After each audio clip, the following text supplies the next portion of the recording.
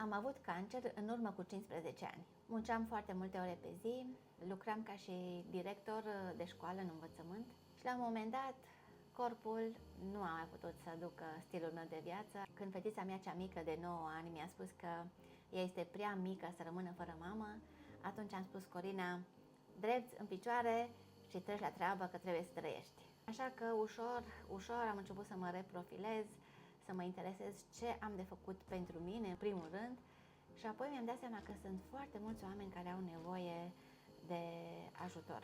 Am ascultat de tot ce mi s-a spus de către personalul medical, mi-am făcut terapiile și tratamentele recomandate, dar am avut și efecte secundare la terapii și s-au ridicat multe semne de întrebare și gânduri ce am de făcut ca să fiu sănătoasă.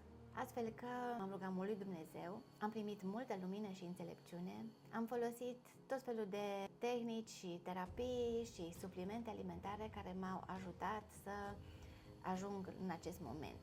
Acum am ajuns eu la momentul în care pot să ofer astfel de terapii care să ajute organismul să fie sănătos, pot să ofer terapii în câmp informațional, să ofer oxigenare hiperbară, terapii cu lumină, suplimente alimentare, chiar și mai recent scanarea fierului de păr pentru a determina nevoile de minerale și vitamine. Dacă crezi că ți s-ar potrivi una dintre aceste proceduri, ai contactul nostru în bio.